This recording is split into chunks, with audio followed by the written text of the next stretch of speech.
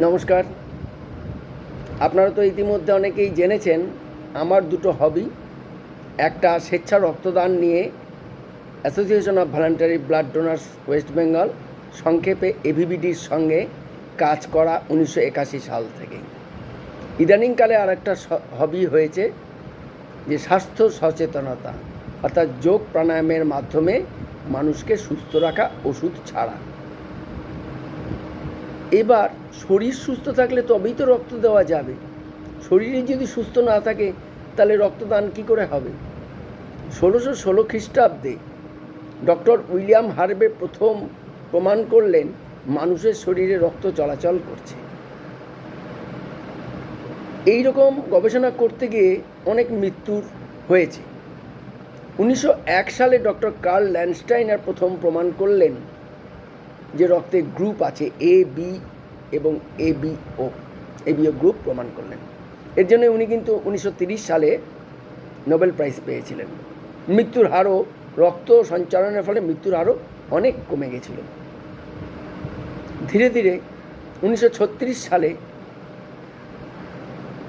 পৃথিবীর প্রথম blood bank স্থাপন হয়েছিল।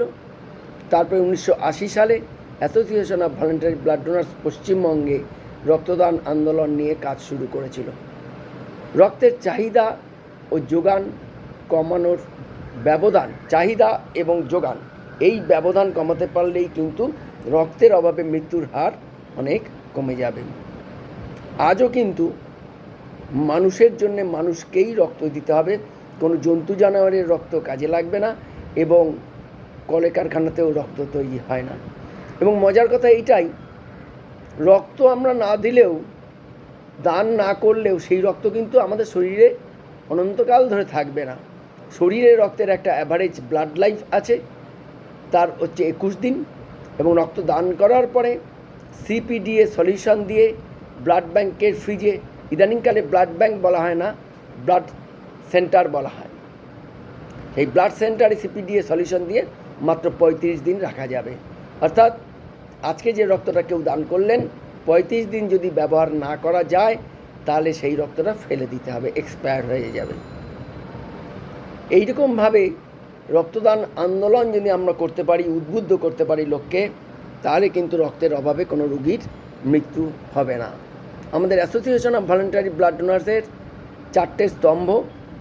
একটা হচ্ছে এডুকেশান, দ্বিতীয় হচ্ছে মোটিভেশন, তৃতীয় হচ্ছে ব্লাড ডোনেশন, আর চতুর্থ হচ্ছে রেকগনিশন, অর্থাৎ যিনি রক্ত দিলেন তাকে ধরে রাখা।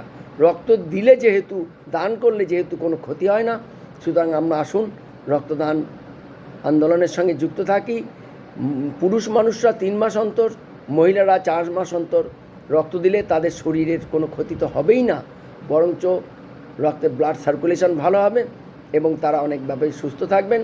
এবং ওই মুহূর্ত পর্যন্ত তিনি যে সুস্থ আছেন তার প্রমাণ হবে বিনা পয়সায়।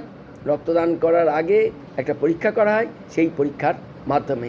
ভবিষ্যতে আরও বলার অপেক্ষায় থাকব, আপনারাও থাকবেন। নমস্কার।